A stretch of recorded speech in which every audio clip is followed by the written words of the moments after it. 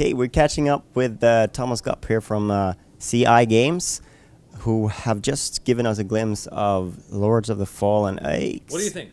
Yeah, I'm excited about it because it's a little bit of a different take on the sort of the RPG. It's a little bit more. It's an action RPG. It's more like an action game. It plays like an action game. It is. You craft your own skill. That's the basic of the game. I mean, this is at least the way I perceive adding action in front of an RPG. There is a story, there is a hero, there are quests, you drive through that, but action means that the biggest part of the game is combat. You have to craft the skill. I mean, as somebody once said, there's a large difference between the games that allow you to finish them without learning the basics of their system and games like Lords of the Fallen, where you have to do your homework to be able to finish that game. That's why action RPG means let's get some action, let's learn the moves, and let's capitalize on that.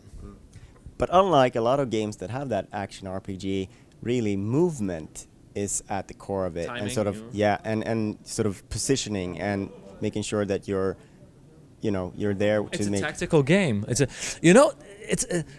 For some period of time I was a bit afraid to use the word tactical because a lot of people perceive, for example, if you think about shooter and a tactical one, Counter-Strike, so camping, a lot of sitting in one place.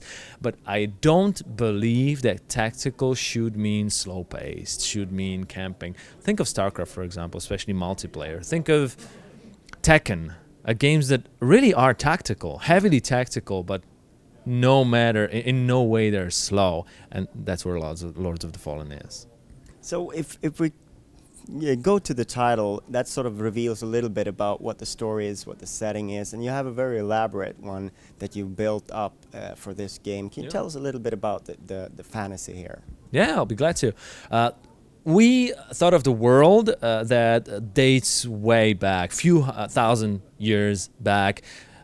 Long ago, people have defeated the god.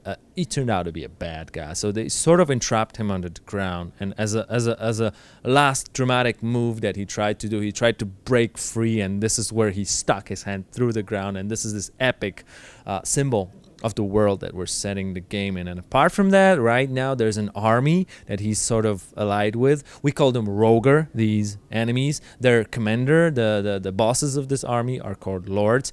And that's the title of the game. And you're going to be fighting them. And you're going to... our hero, we got a predetermined hero. It's not nobody. Our hero is called Harkin. He's got an appearance that is pretty fine, pretty much. And he will play a huge role in actually getting the war between human and Roger towards the end. So this is not the kind of game that we've seen from City Interactive in the past. Can you tell us a little bit about how it came to be and how you came into it, leaving a CD Projekt for this? Yeah. It's true that City Interactive has not done RPGs prior to Lords of the Fallen. And the story of this project is once I decided I would leave CD Projekt, it was 2011. Soon after that, City Interactive, but then right now it's CI Games. CI Games turned to me and told me, hey, we're thinking about projects, it's RPG, and we would love you to sort of lead the project. And at the same time, CI Games started talking to Deck 13. It sort of came together that everybody in this triangle was actually quite interested in doing that project. Deck 13 has done RPGs before. I have worked on RPGs before. CI Games is known for having commercially successful projects. Let's join the dots here. And it's PC and next gen. What's that been like? And sort of where do you feel that next gen sort of offers this genre and things that you couldn't do before? Well, there are trivial reasons for doing a next-gen RPG with Lords of the Fallen. Like, for example, we definitely will release the game in 2014. That's as much detail as I can give you right now, but that means that we definitely want to aim for it's going to be on top. We also hope to be some sort of a trendsetter for hardcore AAA RPGs on these platforms. So we're ambitious types. We're trying to do it that way. But obviously there is also an element of hardware, of a lot of things that are that we can easily do, wider landscapes, nicely looking effects and elements. I hope you like what you've seen, because this is the first time that we're showing the gameplay. Although we're not showing off too much and stressing how nicely the game looks, we definitely hope that we don't give anybody impression that we're behind the current generation, I mean next generation titles, and this is our goal. So the game is not an open world, which is sort of almost every RPG these days. It's a sort of has buzzword, isn't yeah, it? it certainly is. And it's, in a way, it's a little bit of a bold move not to do that, but try to do a more sort of focused, level-based thing. Can you tell us a little bit about that design decision?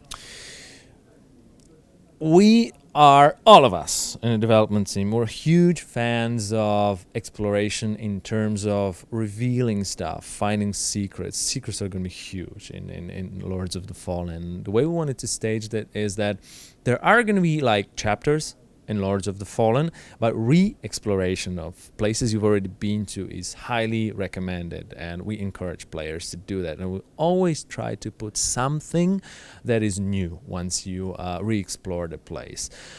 So it's not an open world game, but it's not a very linear game. It's not like there's only one way to go throughout the stages of the game and never coming back. It's not the games, although we have divided the game experience into, let's think of it as chapters, for example, yeah.